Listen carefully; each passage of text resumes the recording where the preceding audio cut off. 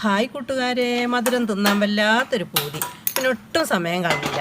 Ration കടയിൽ നിന്ന് കിട്ടിയ മട്ടനരി ഉണ്ടല്ലോ, അത് 2 ഗ്ലാസ് എടുത്ത് കഴുകി വൃത്തിയാക്കി അത് വെള്ളം വാർത്തതിന് ശേഷം അത് ചട്ടിയിലിട്ടുങ്ങാണ്ട് നല്ല പൊരിച്ചുകൊണ്ട് വറുത്തുക്കണേ.